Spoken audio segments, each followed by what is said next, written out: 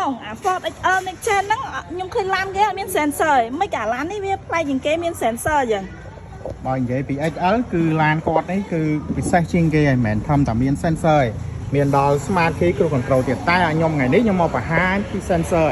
អញ្ចឹងសម្រាប់ XL 25ដូចរបស់គាត់នេះគឺមាន sensor ហើយតែម្ដងគឺយើងតម្លើងចូល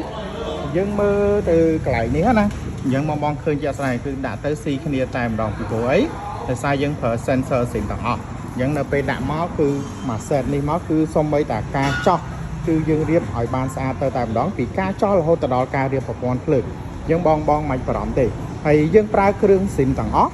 អញ្ចឹងបងដាក់ទៅដឹងថាមិនភ័យទេនេះគឺជាដុំស៊ីមដែលដុំសម្រាប់ចាប់ sensor ណាអញ្ចឹង sensor យើងតម្លើង8គ្រាប់បានន័យថាខាងមុខ4ខាងក្រោយ4យើងមកមើលការចាប់នៅខាងក្រោយតែវិញម្ដងនេះប្លោះ sensor មួយនេះមួយទៀតហើយខាងក្រោយនេះមួយទៀតអញ្ចឹងការតម្លើង sensor គឺយើងចាប់មកឃើញស្អាតបែបនេះដូចស៊ីមអញ្ចឹងពីព្រោះអីយើងប្រើ sensor ស៊ីមសម្រាប់ដំណើរការគឺដំណើរការដោយស៊ីមទាំងអស់គឺវានឹងបង្ហាញទៅលើអេក្រង់មួយញ៉េធំរបស់យើងតែម្ដងចាំមើលតិចទៀតខ្ញុំធ្វើការតេស្តជូនបងមើលតែម្ដង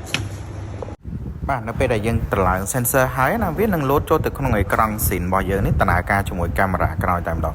បងឃើញមកជុំឡានយើងនេះសម្រាប់ XL គឺដំបូងអត់មានទេអាសញ្ញាមុខខាងក្រោយហ្នឹងណានៅពេលយើងត្រឡើងហើយ program មកនេះឃើញគឺដំណើរការបែបនេះសម្រាប់ sensor នៅពេលដែលយើងអាយ៉ាយចិត្តដល់ឡានឬក៏ចិត្តប៉ះវត្ថុអ្វីមួយវានឹងលោតក្រហមបែបនេះអញ្ចឹងយើងនឹងដឹងភ្លាមហ្មងថាអូឡានយើងចិត្តប៉ះឬអីហើយសម្រាប់ sensor ខាងមុខវិញគឺទោះបីយើងអត់មានកាមេរ៉ានៅប៉ុន្តែនៅពេលដែលយើងចិត្តទៅប៉ះនឹងវត្ថុអីមួយវានឹងលោតបែបនេះអញ្ចឹង